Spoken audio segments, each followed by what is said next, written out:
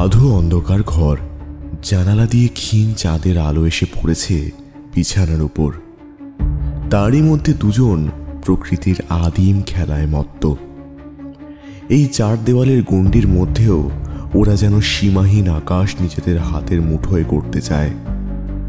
ওদের উষ্ণ শ্বাস প্রশ্বাসের শব্দ চারপাশের নিস্তব্ধতাকে কিছুটা হলেও ভঙ্গ করছে। ছেলেটার চুম্বনের জন্য মেয়েটার সারা শরীরে শিহরণ খেলে যায়। ওরা যখন নিজেদের মধ্যে বিভোর, ঠিক সেই সময় ওরা খেয়ালও করে না জানালার অদূরে দাঁড়িয়ে আছে একটা ছায়ামূর্তি, যার দুটো রোমশ হাত তাদেরই দিকে এগিয়ে আসছে একটু একটু করে। নমস্কার শ্রোতা বন্ধুরা, আপনাদেরকে টকটেল 2.0 চ্যানেলে স্বাগত জানাই। আজকের গল্প মৃত্যু চিৎকার। গল্পটি শুনে কেমন লাগলো অবশ্যই কমেন্ট করে জানাবেন, ভিডিওটি শেয়ার করবেন এবং চ্যানেলটি সাবস্ক্রাইব করে বেল আইকন প্রেস করে আমাদের চ্যানেলের পাশে থাকবেন। তাহলে শুরু হচ্ছে আজকের গল্প মৃত্যু চিৎকার। ভোর 5টার সময় একটা টোটো গাড়ি এসে দাঁড়ালো হেনরিস আইল্যান্ডের সামনে।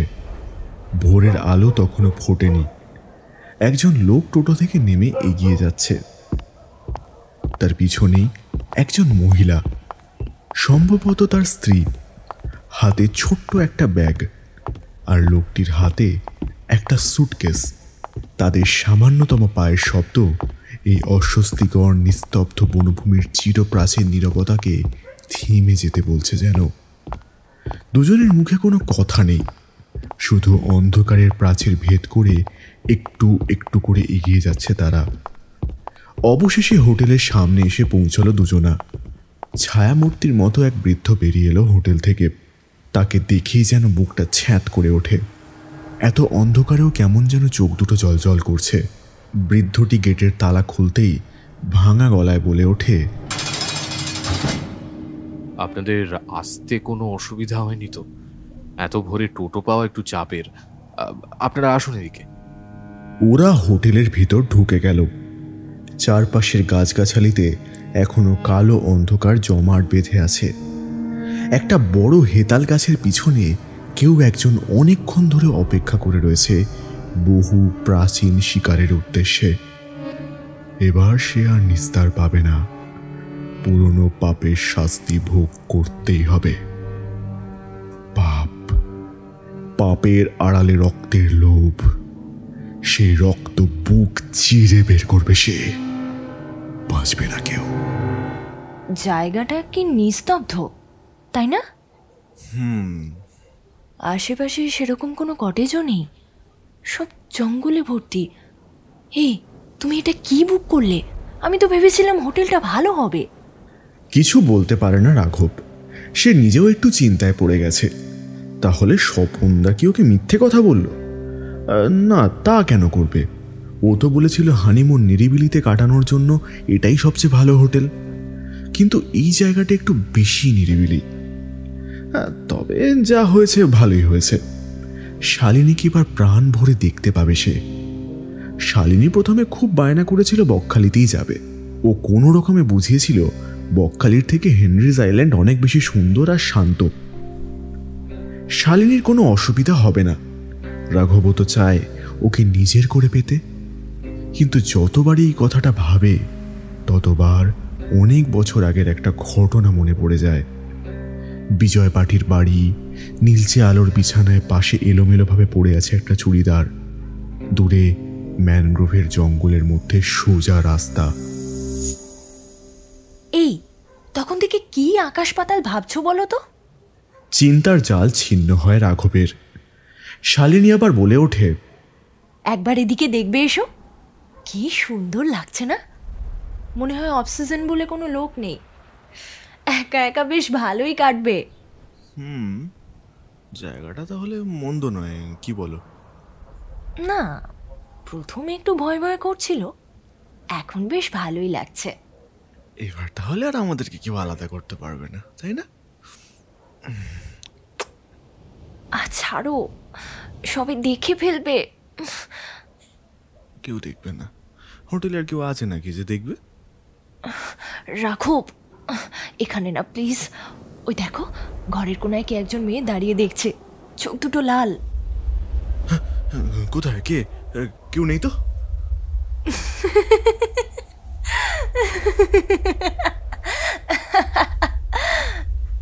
উফ, এরকম কেউ করে?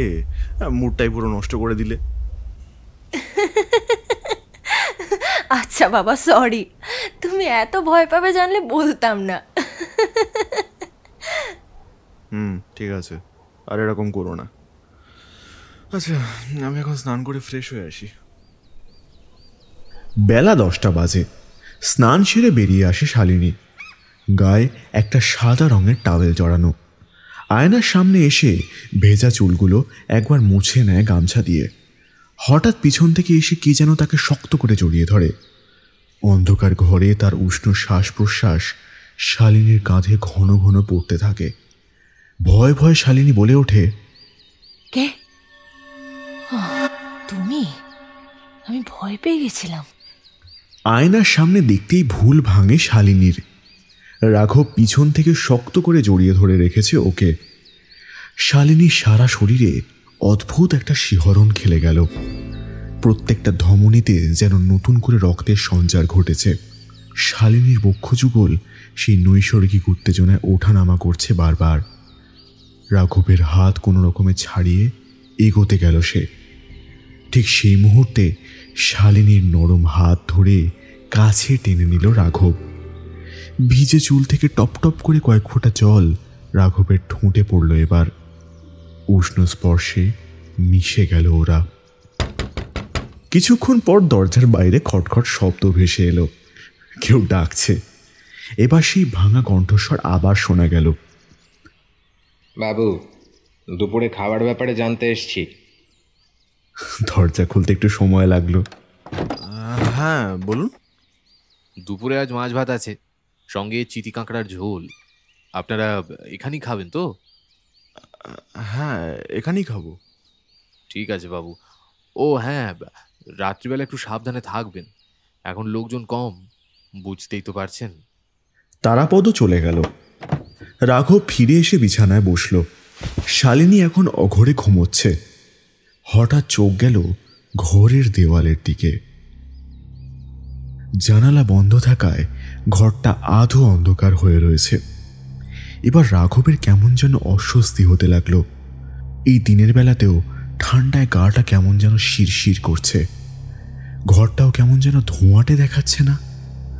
পিছন ফিরতেই এক মুহূর্তের জন্য প্রচণ্ড আতঙ্কে নিঃশ্বাস যেন বন্ধ হয়ে গেল রাঘবের।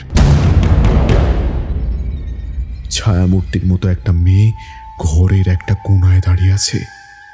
সে যেন এক দৃষ্টে রাঘবকেই দেখছে। চমকে উঠে বসল রাঘব। আশেপাশে তাকিয়ে ভালো করে একবার দেখে নিল। না, এতক্ষণ তাহলে স্বপ্নই দেখছিল সে। কিন্তু কিসের একটা শব্দ আসছে বাইরে থেকে। ক্রমাগত একইভাবে এসেই চলেছে আওয়াজটা। আবার একটা চাপা আতঙ্ক মনের মধ্যে বাসা বাঁধতে শুরু করলো রাঘবের।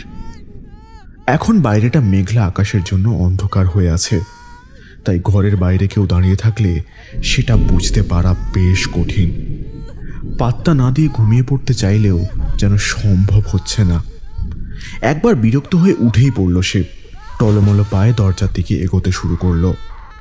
সে অদ্ভুত শব্দটাও কমতে থাকলো।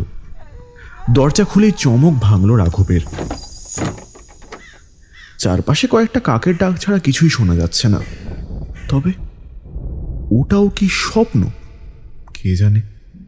মুখ শুকনো করে ফিরে এসে একটা সিগারেট ধরালো রাঘব। চোখ বন্ধ করে বেশ কয়েকবার সিগারেটে টান দিল। এসব বেকার চিন্তা না করে বাইরের মৃদুমন্দ হাওয়ার আবেশে মিশে যাওয়াই ভালো। হাওয়া বদলের জন্যই তো এসেছে ওরা। ওসব পুরনো ব্যাপার নিয়ে বেশি মাথা ঘামানো উচিত নয়। এদিকে ঘরের বাইরে নিকষ কালো অন্ধকার জমাট বাঁধছে। সেই ছায়ামূর্তি ঘরের বাইরে বের হয়ে এলো। তার পা যেখানে পড়ছে সেখানে স্থান নিচ্ছে চাপ চাপ রক্ত। হঠাৎ করেই ছায়ামূর্তি হাওয়ায় মিলিয়ে গেল। এখন সেখানে একটা কালো ধোঁয়ার প্রলেপ, অর্থাৎ সে আবার ফিরে আসবে।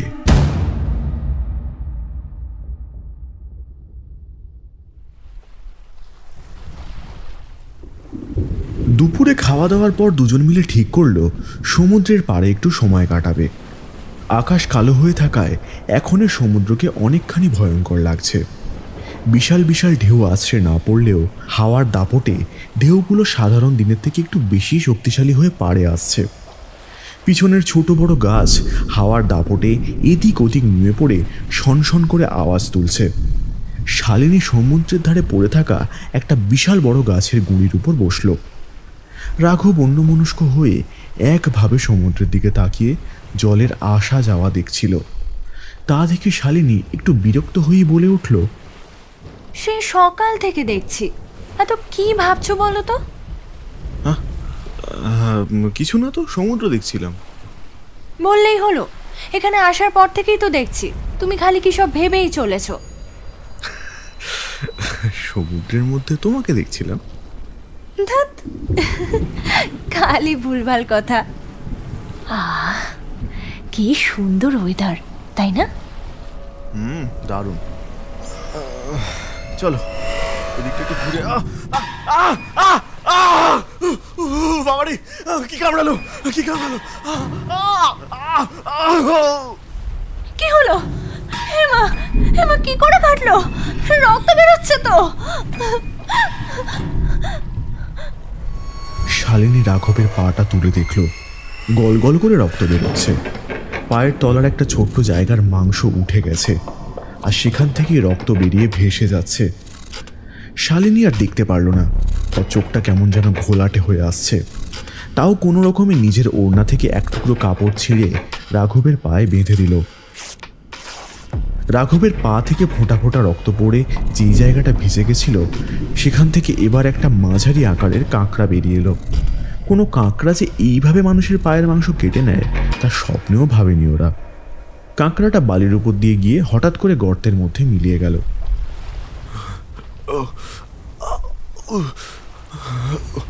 ওই কাঁকড়াটি কামড়েছে বোধহয়।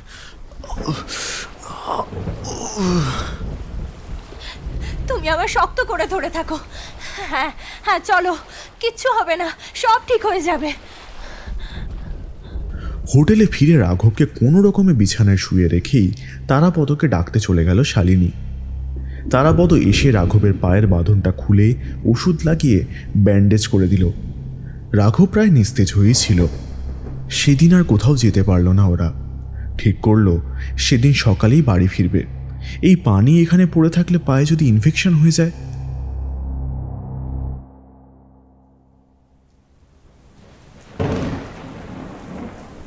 রাতে যখন ঘুম ভাঙল তখন বাইরে 3টে বাজে।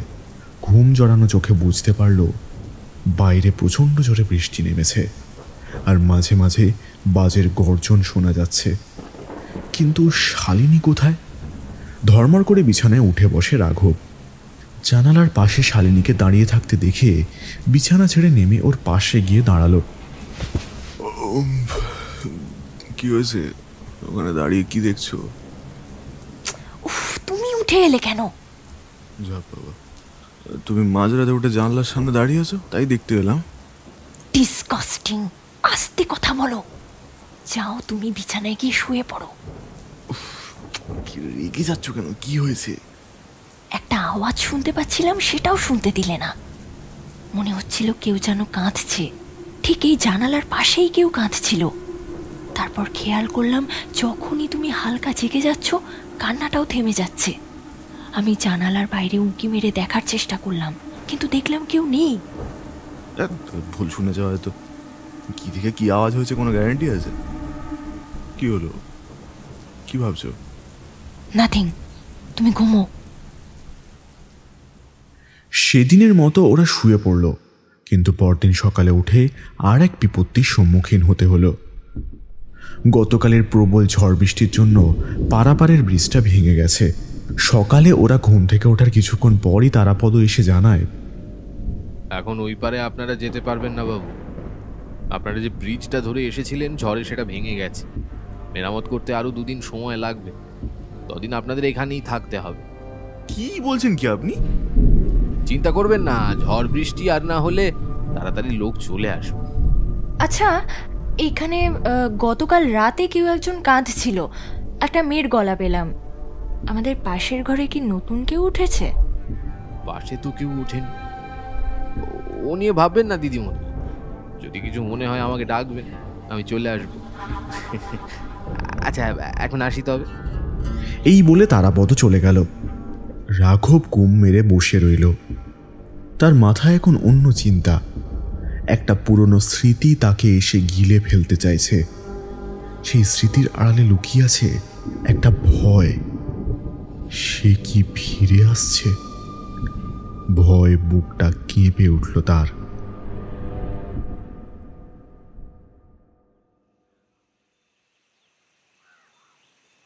বৈশাখ মাসের বিকেলে বছর 50-এর এক ভদ্রলোক বারান্দায় বসে আছেন। তার হাতে খাবারের থালা ধরিয়ে তার মেয়ে বলল, আমার আজ রেজাল্ট বেরিয়েছে, তাই ফিরতে দেরি হবে। রেজাল্ট নিয়ে টিউশন স্যারের কাছে যাব, স্যার যেতে বলেছে। কত রাত হবে? বেশি দেরি করিস না, এখানকার রাস্তাঘাট ভালো না। তুমি এত ভেবো না বাবা, আমি তো আর একা যাচ্ছি না, বাকিরাও যাবে। আচ্ছা শোন, আজ ট্যুরিস্ট পার্টি ঢুকবে, তাই আমি পরশু ফিরবো, সাবধানে থাকিস। ঠিক আছে, আমি এখন আসি। বলে সাইকেলে চড়ে বেরিয়ে গেল গীতা। তার মনে এখন বিশাল আনন্দ। যদিও সে বাবাকে একটু মিথ্যে কথা তো বলেইছে, আজ কেউ যাবে না স্যারের বাড়ি, ও একাই যাবে। কারণ তার প্রিয়জনকে তো এই আনন্দের খবরটা দিতে হবে। গীতার বয়স 19। তার স্যারের জন্য উচ্চ মাধ্যমিকে সে অনেক নম্বর পেয়েছে। শুধু তাই নয়, স্যার তার মনের দৈন্যদশা থেকেও উদ্ধার করেছে তাকে। গীতার জীবনের একাকিত্বকে দূর করে দিয়েছে। এটাকে ভালোবাসা বলে না তো কি বলে? গীতা যখন স্যারের বাড়ি পৌঁছলো তখন সন্ধে হয়ে গেছে। সাইকেলটা এক কোণে রেখে দরজায় কড়া নাড়ল গীতা। আজ রাতটা এখানেই থাকবে। সঙ্গে ব্যাগে করে একটা পোশাকও নিয়ে এসেছে। একটু পরে দরজাটা খুলে গেল। বাড়ির ভিতরটা ঘুটঘুটে অন্ধকার। গীতার ভারী অদ্ভুত লাগলো। কে দরজাটা খুলল? তাই বাইরে থেকে জিজ্ঞাসা করল, স্যার আছেন? গীতা, চলে আয়। সে ধীর পায়ে একটা চাপা কৌতূহল নিয়ে ঘরের মধ্যে ঢুকল। দু পা এগোতেই কেউ একজন তাকে হঠাৎ করে পিছন থেকে জড়িয়ে ধরে তার চোখ দুটো ঢেকে দিল। তারপর বলল, স্কুলে ফার্স্ট হয়েছিস জানি, তবে আমাদের সম্পর্কের তো 1 বছর হয়ে গেল, সেটা সেলিব্রেট করবি না? গীতা কিছু বলতে পারে না। উত্তেজনায় তার সারা শরীর থরথর করে কাঁপছে। ঘন ঘন নিঃশ্বাস নিতে থাকে শুধু। সমীর আবার বলে ওঠে, চোখ বন্ধ রাখবি, আমি কাপড়টা তোর চোখে বেঁধে দিচ্ছি, একদম খুলবি না, জাস্ট ফিল করবি। বলেই সমীর ওকে বিছানায় শুইয়ে দিল। তারপরের 1 ঘন্টা কোন আবেশে কেটে গেল বুঝতেই পারল না গীতা। কখনো হালকা ব্যথা, কখনো আরাম, কখনো যেন চরম সুখ তার শিরা জুড়ে বয়ে চলেছে একটা উষ্ণ নদীর মতন। শরীরের নানা জায়গায় কঠিন হাতের স্পর্শ পাচ্ছে সে। নিঃশ্বাসের সঙ্গে একটা চাপা গোঙানি বেরিয়ে আসছে তার মুখ দিয়ে। এটা কি জিনিস গীতা জানে। এই 1 বছরে ওদের মৌন শরীর দুই কাছে এসেছে।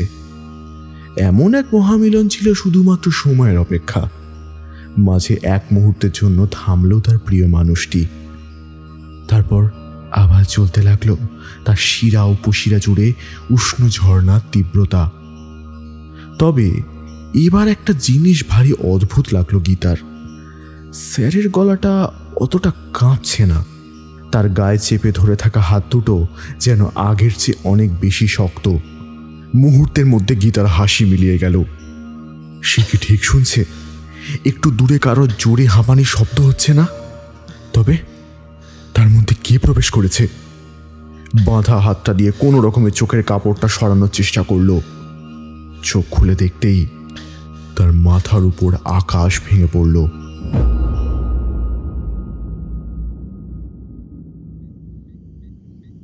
রাঘব মরার মতন পড়ে পড়ে ঘুমোচ্ছিল। শালিনী ঠিক করে ঘুম আসছে না। আজ দুপুর থেকেই শরীরটা তেমন ভালো নেই তার। মাঝে মাঝে গাটা কেমন যেন গুলিয়ে উঠছে।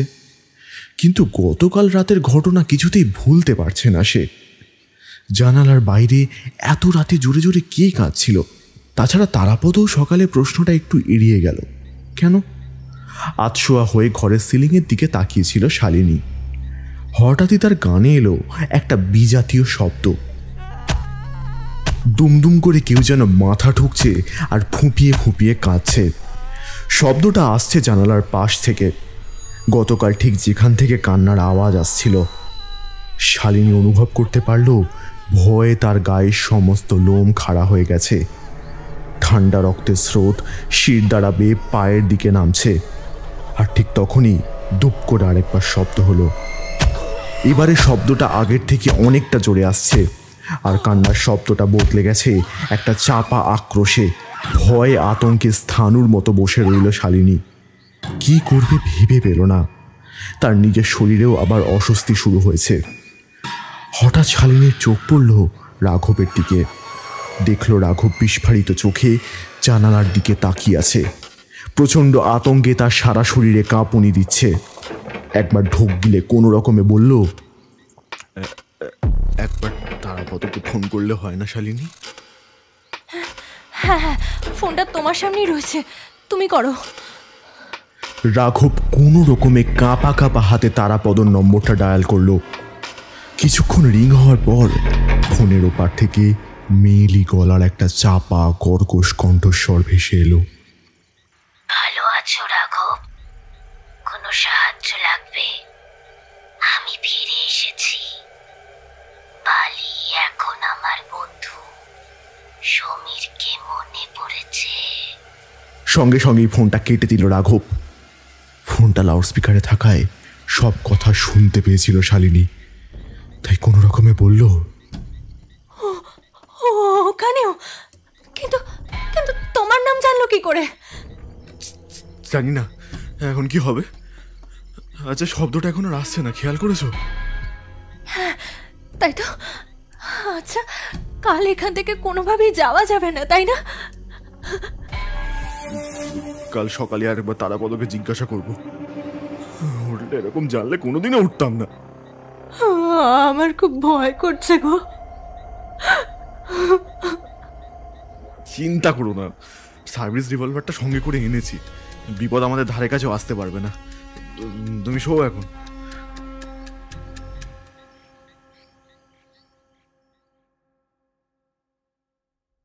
পরদিন সকালে রুম সার্ভিসের ঘরের সামনে দাঁড়িয়ে কথা বলছিল রাঘব।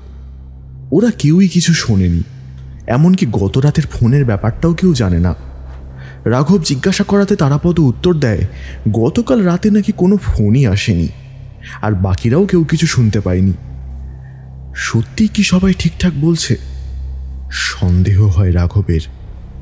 ওই অদ্ভুত কান্নার আওয়াজটা এতই জোরে ছিল সেটা সবারই শুনতে পাওয়ার কথা। তারাপদ বলল, 52 নম্বর ঘর তো, ও একটু আদ্রু হয়, ওটা নিয়ে বেশি পাত্তা দেবেন না, তবে একটু সাবধানে থাকবেন ব্যাস। রাতে কিন্তু বাইরে বেরোবেন না, কি জানি কখন কার কি হয়ে যায়। কি সব বলছেন আপনি? আপনারা টুরিস্টদেরকে ভয় দেখান নাকি এরকম সব সময়? আগে জানলে আপনাদের হোটেলে কোনোদিনই উঠতাম না। বলেই সেখান থেকে চলে গেল রাঘব। ওর মনের ভিতরে একটা চাপা আতঙ্ক বাসা বাঁধতে শুরু করেছে তখন। কপালে বিন্দু বিন্দু ঘাম জমা হয়েছে। ও যখন ঘরের দিকে যাচ্ছিল তখন টের পেল একটা ঠান্ডা হাওয়া ও চারপাশ দিয়ে বয়ে চলেছে। গায়ে কাঁটা দিয়ে উঠল রাঘবের। ক্ষতওয়ালা পা নিয়ে যতটা সম্ভব দ্রুত ঘরের দিকে পা চালালো। হঠাৎ ওর মনে হলো কেউ যেন ওর পিছু নিয়েছে। পিছন ফিরে দেখল না, কেউ নেই। তাহলে কি পায়ের শব্দটা ওর মনের ভুল? কি জানি, হবে হয়তো। রাঘব তাড়াতাড়ি ওদের রুমে ঢুকে দরজাটা বন্ধ করে দিল। আচ্ছা, সমীর কে? রাঘব ঘরে ঢুকতেই প্রশ্নটা করে শালিনী। কে সমীর? আমি কি করে জানবো? তাহলে গতকাল রাতে যে ফোনে বলছিল? কে না কে ফোন করে যার তার নাম নেবে, তুমি সেটা বিশ্বাসও করে নেবে? সত্যি তুমি পারো বটে। সরি, কিছু মনে করো না। আমার এখানে আর কিছুই ভালো লাগছে না। তোমার পাটার জন্য খারাপ লাগছে। পাটা আগের থেকে বেটার আছে এখন, তবে এই হোটেলের লোকগুলো না ঠিক সুবিধের নয়। ট্যুরিস্টদের কখনো কেউ এরকম করে ভয় দেখায়? কেন, কি বললো? রাঘব তখন পুরো ঘটনাটা শালিনীকে জানায়। শুনে শালিনীরও মুখ শুকিয়ে যায়। বাড়ি থেকে এত দূরে এসে একটা ভালোই ফ্যাসাদে পড়া গেল। তবে শালিনীর মনে এখন আরেকটা চিন্তা ঘুরপাক খাচ্ছে, সমীরটা কে? রাঘব যতবার সমীরের নাম শুনছে এত ভয় পাচ্ছে কেন? তাহলে কি রাঘব সমীরকে চেনে? প্রচণ্ড জোরে একটা বাস পড়ার শব্দে চমকে উঠে বসল শালিনী। রাঘব ঝিমোচ্ছিল, তার ঝিমুনিও কেটে গেছে। বাইরে কখন যে ঝিরঝির করে বৃষ্টি শুরু হয়েছে সেটা বুঝতেই পারেনি ওরা। নিজের হাত ঘড়িটার দিকে একবার চোখ বুলিয়ে নেয় রাঘব। রাত 2টো বাজে। গল্প করতে করতে চোখ লেগে এসেছিল। তারপর আচমকাই একটা বাস পড়ার শব্দ। হঠাৎ একটা তীক্ষ্ণ শব্দ করে দরজাটা খুলে গেল। তুমি দরজাটা বন্ধ করে দাওনি? দিয়েছিলাম তো, খুললো কি করে কে জানে। বলে উঠে দরজার দিকে এগিয়ে গেল। কাল রাতে দরজা ছিটকিনিটা ভালো করেই আটকে ছিল মনে আছে রাঘবের, তবে খুললো কি করে? কি মনে হতে বাইরে একবার উঁকি মারে রাঘব। কেউ নেই। চারিদিকে একটা গা শিরশিরে অন্ধকার। একরকম চোরা আতঙ্কে বুকটা শুকিয়ে গেল রাঘবের। কিন্তু শালিনীকে তার মনের আতঙ্ক বুঝতে দিল না। বাইরে ভালোই জোরে হাওয়া বইছে। বুকের মধ্যে যেন একটা উদ্দাম স্রোত নিয়ে এগোচ্ছে ওরা। রাঘব দরজাটা বন্ধ করতে যাচ্ছিল, হঠাৎ একটা দৃশ্য দেখে ওর বুকটা ছ্যাঁত করে উঠল। তার থেকে কিছুটা দূরেই দাঁড়িয়ে আছে একটা ছায়া মূর্তি। অন্ধকারে তার চোখ দুটো যেন জ্বলজ্বল করে জ্বলছে। ঠিক সেই মুহূর্তে প্রচণ্ড জোরে বিদ্যুৎটা চমকে উঠল। তারই আলোয় দেখতে পেল সেই ছায়া মূর্তিকে। তার পরনে ছেঁড়া করা একটা চুড়িদার, চুলগুলো উস্কো খুস্কো হয়ে আছে। তার হাত পায়ের নানা জায়গায় গভীরভাবে ছড়ে গিয়ে কলকল করে রক্ত বেরোচ্ছে। মুখের দিকে তাকালে মনে হয় জ্বলন্ত অগ্নিকুণ্ড যেন কোটর থেকে বের হয়ে আসছে। প্রচণ্ড আতঙ্কে রাঘবের সারা শরীরে খিঁচুনি ধরতে শুরু করেছে। কোনো রকমে বলল, তুমি? উল্টো দিক থেকে একটা হালকা হাসির শব্দ শোনা গেল শুধু। ধপ করে মাটিতে বসে পড়ল রাঘব। মুহূর্তের মধ্যে নিঃশ্বাস বন্ধ হয়ে এলো যেন। চারপাশের সবকিছু ঝাপসা হয়ে আসার আগে স্পষ্ট মনে হলো সেই ছায়া মূর্তি যেন হাতের সূঁচের মতো ধারালো নখ দিয়ে মুখের উপর ঝুঁকে পড়ে ওর গলা টিপতে আসছে।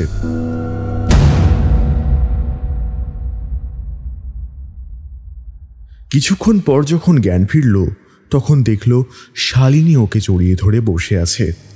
প্রথমটায় চমকে উঠেছিল, তারপর চারপাশে তাকিয়ে দেখে বুঝল ভোর হয়ে গেছে। কিন্তু তার ভয় এখনো কাটেনি। ধর্মর করে উঠে বসলো রাঘব। কি হয়েছিল গো? কাকে দেখে অমন ভয় পেয়েছিলে? একটা মেয়ে। না না, মেয়ে নয়, দরজার বাইরে দাঁড়িয়ে আমার গলা টিপতে আসছিল। মেয়ে? কি বলছো কি তুমি? আমি তো কাউকে দেখতে পেলাম না, শুধু দেখলাম তুমি হঠাৎ অজ্ঞান হয়ে পড়ে গেলে। না না, ছিল, বিশ্বাস করো, ওখানেই দাঁড়িয়েছিল। ও আমাকে মেরে ফেলবে। আমি বাঁচতে চাই, বাঁচতে চাই, প্লিজ। তুমি দয়া করে একটু শান্ত হও। আর তো একদিন এখানে থাকবো, বলো? এখানে আর এক মুহূর্ত না, থাকলেই মরবো। তোমার থাকার হলে তুমি থাকো, আমি জানি না। তোমার পিস্তল আছে, তারপরে হয়তো ভয় পাচ্ছ। কি হয়েছে কি তোমার? যা হচ্ছে সেটার ব্যাপারে তুমি কি কিছু জানো? তুমি বারবার একই কথা কেন জিজ্ঞাসা করছো? ভয় লাগছে আমার, কারণ যা সব হচ্ছে তা একদমই সাধারণ নয়। ভয় আমারও লাগছে, কিন্তু যা দেখেছো তুমি কি সেটা কোনোভাবে কাউকে বলতে পারবে? লোকে তো পাগল বলবে। যে যা খুশি বলুক, আমি চাই না আমার অবস্থা সমীরের মতন হোক।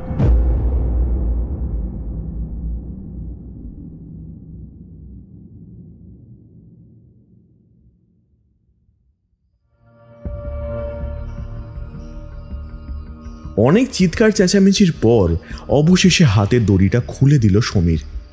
রাগে দুঃখে অসহনীয় যন্ত্রণায় গীতার শরীর অবসন্ন হয়ে আছে। তার স্যার যে এরকম ঘৃণ্য কাজ করতে পারে কখনোই সে কল্পনা করেনি। আজ তার মান ইজ্জত সব কিছু ধুলোয় মিশিয়ে দিয়েছে তার ভালোবাসার মানুষ। ঘেন্নায় তার গোটা শরীর থরথর করে কাঁপছে। গীতা পরপর দুজনের মুখের দিকে তাকায়। রাঘব আর সমীর দুজনেই চুপ করে দাঁড়িয়ে আছে। রাঘব ঘাড় ঘুরিয়ে একবার সমীরকে দেখে নেয়। তার চোখে করুণার লেশ মাত্র নেই। ওই মেয়েকে সমীর ভালোবাসে জানলে কোনোদিনই ওর প্রস্তাবে রাজি হতো না সে। কিন্তু সে নিজেও কি কম দোষী? বন্ধুর উস্কানিতে একটা মেয়েকে এভাবে শোষণ করার সিদ্ধান্ত ভুল ছিল। এর চেয়ে কলকাতা থেকে কলকাতা আনলে এত সমস্যা হতোই না। সমীরটার মাথায় কখন যে কি কুটবুদ্ধি খেলে ভগবান জানে। ঘেন্নায় গীতা একবার থুতু ছুড়ল ওদের দিকে, তারপর চিৎকার করে নানা রকম কথা শোনাতে লাগলো। সমীর শান্ত করার চেষ্টা করতেই গীতা ওর গালে সজোরে একটা চড় কষালো। চরিত্রহীন, লম্পট, লজ্জা করে না জানোয়ার। গীতা গীতা একটু শোন প্লিজ, দাঁড়া যাস না শোন। তারপর নিজের পোশাক ঠিক করে নিয়ে ব্যাগটা পিঠে করে বেরিয়ে গেল ঘর থেকে। বেগতিক বুঝতে পেরে ওর পিছনে ছুটল দুই বন্ধুই, কিন্তু কোনো লাভ হলো না। ওরা ঘরের বাইরে এসে দেখতে পেল গীতা তার সাইকেল চালিয়ে বেরিয়ে যেতে শুরু করেছে গলি দিয়ে। নিজের গাড়ি নিয়ে পিছু নিল সমীর, তবে খুঁজে পেল না গীতাকে। তার গ্রামের অলিগলি সে ভালো মতনই চেনে, তাই পালাতে সমস্যা হয়নি। অনেক খুঁজল সমীর, শেষটায় না পেয়ে বাড়ি ফিরে রাঘবকে বলল, কেস হয়ে গেল সালা, মেয়েটা পুরো রঘু চক্কর হয়ে গেল, কোথাও পেলাম না। ধর তুই নিজেও কেস খেলি, আমাকেও ফাঁসালি। এসব আগে জানলে কোনোদিনও করতাম না। তোমারও নোলা তো কম না, দিব্যিতে চুষে খেলে মেয়েটাকে, এখন আবার বড় বড় কথা বলছো। তা তুই আমাকে আগে বলেছিলি ও তোর ছাত্রী? ভাবলাম চোখ বেঁধে দেবো, দেখতেও পাবে না, আর দুজন মিলে মস্তি করে নেবো। আর কটা দিনই বা থাকতাম, পরের মাসেই ভাটের চাকরি ছেড়ে কলকাতা চলে যেতাম। তা নয় সালা উটকো ঝামেলা যত সব। তবে তুই আজ রাতেই কেটে পড়, কাল যদি পুলিশ আসে আমি একা সামলে নেবো। এখানে আমার বেশ খাতির।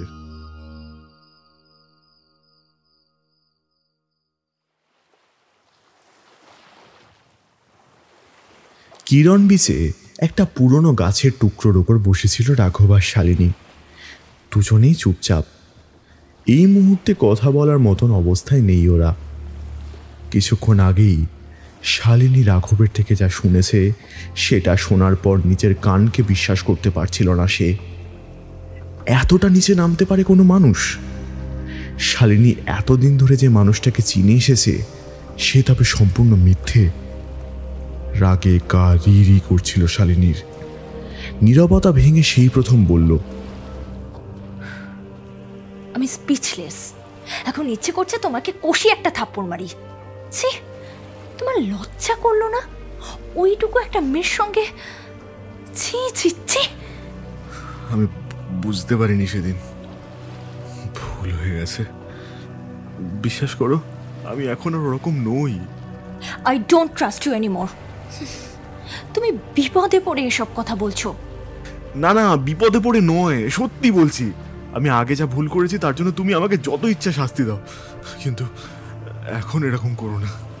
ওকে, বিশ্বাস করার মতো কিছু করলে নিশ্চয়ই বিশ্বাস করব, বাট আমার একটা খটকা লাগছে।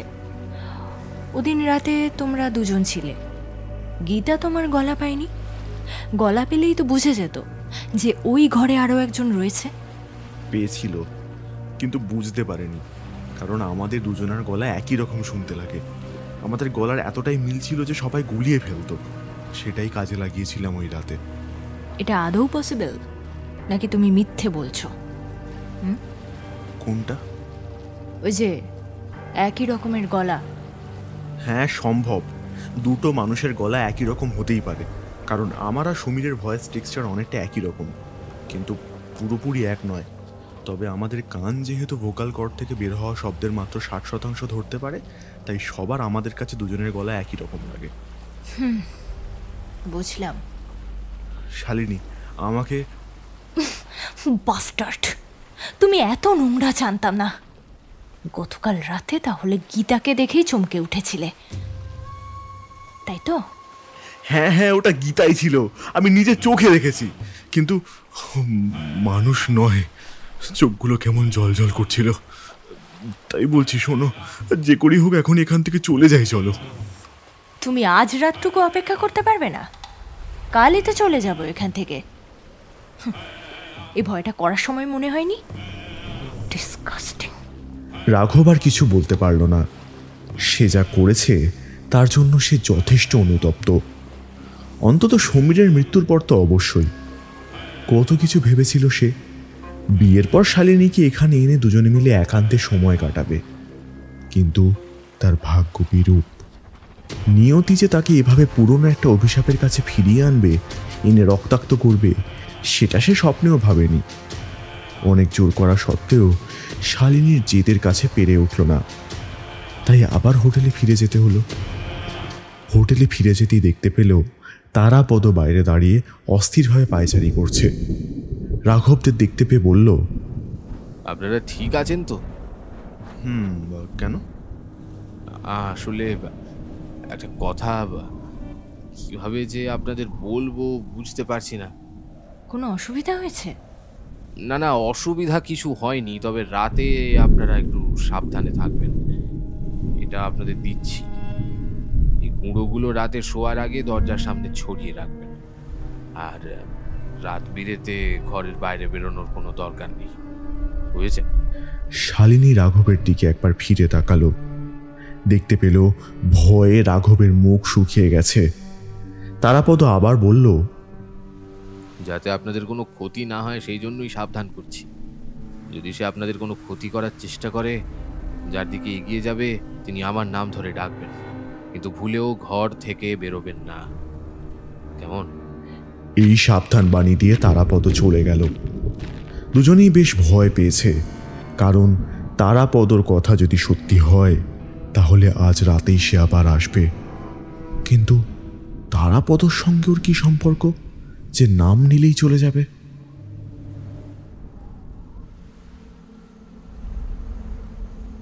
স্বভাবতই রাতে ঘুম আসছিল না রাঘবের।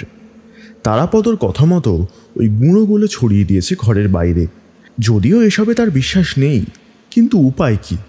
বিছানায় শুয়ে সে শালিনীকে জড়িয়ে ধরে ভয়ে ঠকঠক করে কাঁপছিল। শালিনী তাকে এই বলে বারবার শান্ত করার চেষ্টা করছে যে ক্ষতি হলে দুজনেরই হবে, না হলে কারোরই হবে না। শালিনী ওকে আশ্বাস দিচ্ছে ঠিকই, কিন্তু ভেতর থেকে সে ভেঙে পড়েছে। তার বিশ্বাসের পাহাড়ে একটা ভয়ঙ্কর আঘাত পড়েছে। সেটা রাঘবকে বুঝতে দেয়নি। একটু পরে রাঘবের হালকা নাক ডাকার আওয়াজ পেল শালিনী। মনে হয় ঘুমিয়ে পড়েছে। শালিনীর কিন্তু আজ কিছুতেই ঘুম আসছে না। একটু পরে বিছানা থেকে উঠে পড়ে সে। অন্ধকার ঘরে একটা কনকনে বাতাস বইছে কি, এটারই তো অপেক্ষা করছিল সে। জানালার দিকে তাকায় একবার। জানালার একদম সামনেই একটা নারী মূর্তি দাঁড়িয়ে আছে। ওর চোখটা ভালো করে খেয়াল করলো শালিনী। হলুদের সঙ্গে যেন রক্তের লালটাও মিশে গেছে আজ। সেই নারী মূর্তি এক দৃষ্টিতে তার দিকে তাকিয়ে রয়েছে। তার চোখে মুখে ফুটে উঠেছে প্রতিহিংসার চিহ্ন। সামনের ভাঙা দাঁত দুটো বের করে যেন কিছু একটা বোঝানোর চেষ্টা করছে। একটু পরেই সে জানালার কাঁচে আঘাত করতে শুরু করলো। শালিনী দেখতে পেল পর পর কয়েকটা রক্তাক্ত হাতের ছাপ স্পষ্ট হয়ে উঠছে কাঁচের জানালায়। সেই নারী মূর্তি এখন ভেতরে ঢোকার প্রবলভাবে চেষ্টা করছে। শিকার যে তার সামনেই।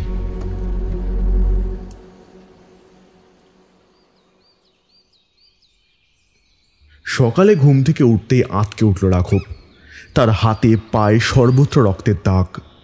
হঠাৎ খেয়াল হতেই দেখল পাশে শালিনী নেই। কিন্তু শালিনী কোথায় গেল? তারাপদর বলা কথাটা মনে হতেই আতঙ্কে রাঘবের মুখটা ঢিপ ঢিপ করে উঠল।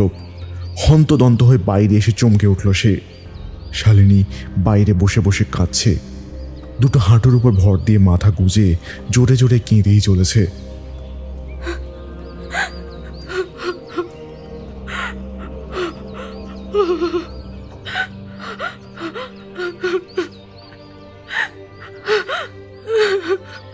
রাঘবের আবার নিজেকে অপরাধী বলে মনে হতে লাগলো।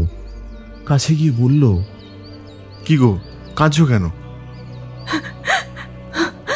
তুমি আমায় মিথ্যে বলেছ, আমাকে ঠকিয়েছ।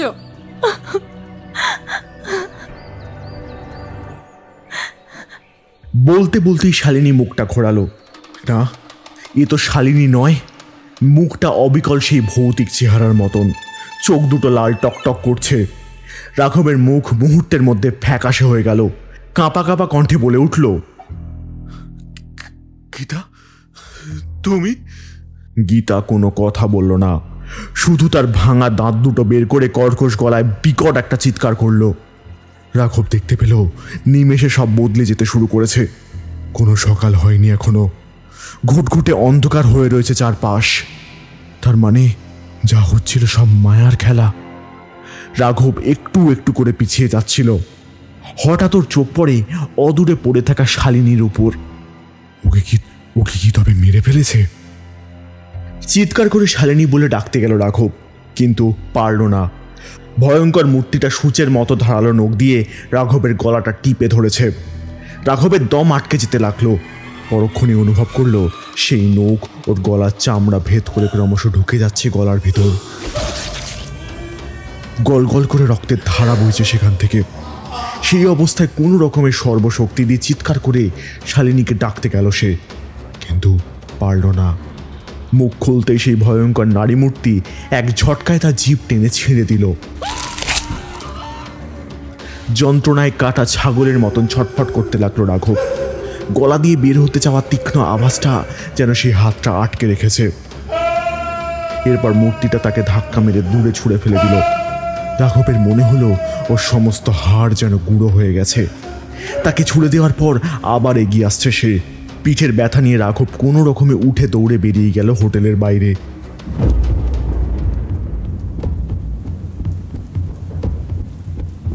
কটেজের সামনে রাস্তায় নেমে গেল। প্রাণপণে দৌড়াতে শুরু করলো যেদিকে দু চোখ যায়, কিন্তু কোন দিকে যাবে ভেবে পেল না। বৃষ্টির জল তার ক্ষতস্থানে লেগে বিষ পিঁপড়ের কামড়ের মতন জ্বালা ধরিয়ে দিচ্ছে। যন্ত্রণায় তার চোখ ঝাপসা হয়ে আসছে, জিভ দিয়ে কলকল করে রক্ত পড়ছে। কোনো কথা বলা সম্ভব হচ্ছে না তার। যন্ত্রণায় চিৎকার পর্যন্ত করতে পারছে না সে। এমন অবস্থায় দৌড়ে পালানো খুব কঠিন, তবুও সে দৌড়চ্ছে। পিছনে তাকানোর সাহস নেই। দৌড়তে দৌড়তে হঠাৎ উল্টে পড়ে গেল একটা নিচু জমিতে। ঠিক এমন সময় কাছেই কোথাও একটা জোরে বাজ পড়ল। রাঘব দেখতে পেল ও যেখানে পড়ে আছে সেটা ভিজে মাটি আর অনেক ছোট ছোট গাছে ভর্তি। রাঘব শুনেছিল এখানে অনেক ম্যানগ্রোভ গাছ আছে। মুখের ভিতরের ভয়ঙ্কর ব্যথাটা নিয়ে কোনো রকমে নিজেকে লুকিয়ে রাখলো একটা গাছের পিছনে। জোরে দৌড়ানো দরুন তার বুকে কষ্ট হচ্ছিল একটা, কিন্তু মুখের ভিতর তীক্ষ্ণ জ্বলনের কাছে তা তুচ্ছ। কিন্তু এভাবে আর কতক্ষণ? কটা বাজে? দুর্বল শরীরে বৃষ্টিতে ভিজে জ্বর চলে এসেছে। শরীর ভেঙে আসছে, চোখ ফেটে জল নামছে রাঘবের। এ কোন পরিস্থিতির সম্মুখীন হতে হলো তাকে? যা শাস্তি পাওয়ার তা তো সে পেয়েছে, এরপর আর কি বাকি রয়েছে?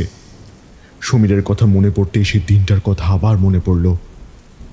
কি দরকার ছিল সমীরের কাছে এভাবে? কি দরকার ছিল সমীরের তাকে এসবের মধ্যে টেনে আনার? ভালোই তো দিন কাটছিল রাঘবের। একটা ফালতু কাজের জন্য সমীর আজ পৃথিবীতেই নেই, আর তাকে এই কঠিন অবস্থার মধ্যে পড়তে হলো। চিন্তায় ডুবে গেছিল রাঘব, কিন্তু হঠাৎ একটা অসহনীয় যন্ত্রণায় চিন্তার ঘোর কেটে গেল। হাফ প্যান্ট পরা নগ্ন পায়ে কিসের একটা কামড় খেয়ে চমকে উঠল রাঘব। কাঁকড়া! হ্যাঁ, অনেকগুলো কাঁকড়া তার গা বেয়ে ওপরে উঠতে শুরু করেছে। মুখ বন্ধ করে সেগুলোকে ছাড়াতে লাগলো। তখনই একটার পর একটা গায়ের ওপর উঠে সমানে তার গায়ে দাঁড়া দিয়ে কামড়ে চলেছে। ব্যথায় কোঁকিয়ে উঠল সে, কিন্তু তখনই একটা পরিচিত শব্দ খুব কাছ থেকে শোনা গেল। সেই চাপা গড়গড় যার থেকে দূরে পালাচ্ছিল। ওই তো ওর সামনেই দাঁড়িয়ে আছে তার শয়তানের প্রতিরূপ। সে আরো দ্রুত এগিয়ে আসছে রাঘবের দিকে। রাঘব আর পালাতে পারল না, শুধু মুখ থেকে একটা চাপা গোঙানি বের হলো। সে এসে তার হাত দুটো রাঘবের চোখের ভিতর ঢুকিয়ে দিল এবং নিমেষে উপড়ে দিল রাঘবের চোখ দুটো। যন্ত্রণায় পাগল হয়ে রাঘব ছুটতে শুরু করলো, কিন্তু সে নিজেও জানে না সে কোন দিকে ছুটে চলেছে। সে শুধু জানে তাকে তার নিজের প্রাণ বাঁচাতেই হবে। এলোমেলোভাবে ছুটে চলল কিছুক্ষণ। একসময় টের পেল তার পায়ের তলার মাটি ভিজে রয়েছে। কিছু অনুভব করার ক্ষমতা বা সময় তার এখন নেই। পাগলের মতন ছুটতে ছুটতে আরো কিছুটা এগিয়ে গেল রাঘব। তারপর আর যন্ত্রণা সহ্য করতে না পেরে মাটিতে লুটিয়ে পড়ল। একটা বড় ঢেউ এসে তাকে টেনে নিল সমুদ্রের দিকে। যন্ত্রণায় অবসন্ন হয়ে যাওয়া সেই শরীরটা আর বাধা পেরিয়ে উঠে আসতে পারল না। রাঘব যন্ত্রণায় কাতরাতে শুরু করেছে। ততক্ষণে তার শরীরে আর ওঠবার শক্তিটুকুও নেই। একটু পরে অনুভব করলো তার দেহের অর্ধেক অংশ বালির নিচে রয়েছে। এটাই কি সেই চোরাবালি? রাঘব তা বুঝতে পেরে প্রাণপণে উঠে আসার চেষ্টা করতে লাগলো, কিন্তু চোরাবালির টান মদের নেশার চেয়েও গভীর। তাই সে শত চেষ্টা করে উঠে আসতে পারল না। ধীরে ধীরে তলিয়ে গেল রাতের নিশ্চিদ্র অন্ধকারে।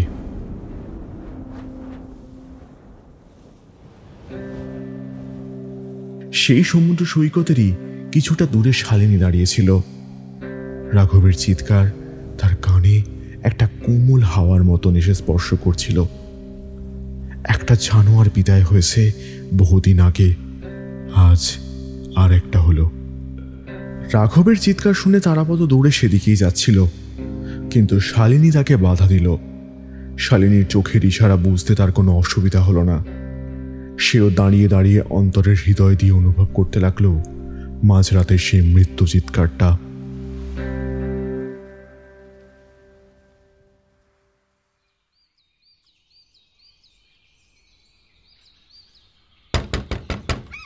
পরদিন সকালে তারাপদ ঘরে এসে দরজা একবার টোকা মারল।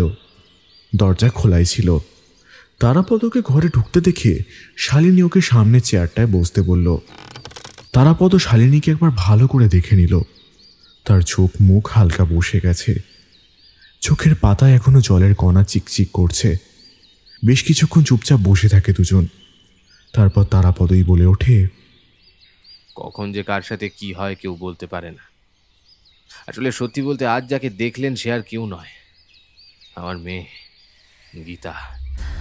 আজ থেকে 12 বছর আগে আপনার স্বামী আর সমীর ওকে ধর্ষণ করে। সমীর ওর মাস্টারমশাই ছিল। আমার মেয়ে ওকে খুব ভালোবাসত। সেদিন আমার মেয়ে প্রথমে বুঝতে পারেনি। তারপর যখন বুঝতে পারে যে তার সবচেয়ে প্রিয় মানুষ তাকে ধোঁকা দিয়েছে, তখন সেই বালিয়াড়িতে এসেই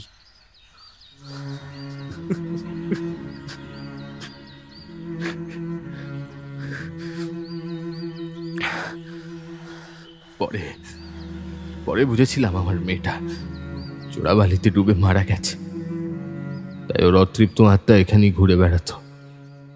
3 বছর আগে অবধি আমি ওকে দেখতে পাইনি। তারপর সমীর এলো কলকাতা থেকে, তখন ওকে প্রথম দেখতে পেয়েছিলাম। আমার বিছানার পাশে এসে চুপচাপ দাঁড়িয়ে থাকতো, কাউকে বিরক্ত করতো না জানেন। আমার মাথায় হাত বুলিয়ে আমাকে ঘুম পাড়িয়ে দিত। জানেন দিদি ভাই, বালিয়াড়িতে মৃত্যু হওয়ার কারণে না ও তো কথা বলতে পারতো না, কিন্তু আমি চোখ দেখে ঠিক বুঝতে পারতাম ও ভীষণ কাঁদে। হ্যাঁ, ওর মনে ভীষণ ব্যথা। একদিন ওকে কারণ জিজ্ঞেস করায় ও আমাকে আকার ইঙ্গিতে সবটা বলেছিল। সমীরকেও সেবারই শেষ করে দেয়। রাঘবকেও প্রথমে মারতে চেয়েছিল, কিন্তু আপনার কথা ভেবে আমি কিছু করতে দিইনি। বছর পরেও আপনার বরের মুখটা ভোলেনি। আমি আগে জানলে পীর বাবার কাছ থেকে আনা ওই মন্ত্রপুত গুঁড়ো দিতাম না। যা হয়েছে ভালোর জন্যই হয়েছে। যখন ও ভয় পেয়েছিল আমি তখনই সন্দেহ করেছিলাম। তারপর ওর মুখ থেকে সমীরের ঘটনাটা শুনি, তখনই বুঝতে পারি ওটা গীতা। একটা মেয়ে হয়ে আরেকটা মেয়ের কষ্ট আমি দেখতে পারি না, তাই ওকে আমি সাহায্য করার সিদ্ধান্তই নিয়েছিলাম। এই বলে শালিনী একটা দীর্ঘশ্বাস ফেলল। তারপর অনেকক্ষণ দুজনা চুপচাপ বসে রইল। শালিনীর মনেও কোনো দুঃখ নেই, একটা পরম তৃপ্তি তার মনের চারপাশে ঘিরে রয়েছে। কঠিন সত্যিটা জানার পর এমন একটা জানোয়ারের সঙ্গে সংসারের বাঁধনে যুক্ত হওয়া তার পক্ষে সম্ভব হতো না। শালিনী নিজের এঙ্গেজমেন্ট রিংটার দিকে বিমর্ষ হয়ে তাকালো। এখনো চকচক করছে আংটিটা। সে তারাপদকে বসিয়ে রেখে হেঁটে হেঁটে সমুদ্রের কাছে গেল। তারপর আংটিটা নিয়ে ছুঁড়ে ফেলে দিল সমুদ্রের দিকে। রাঘবের দেওয়া আংটি তার সাথেই এখন বিলীন হয়ে যাচ্ছে সমুদ্রের গহ্বরে।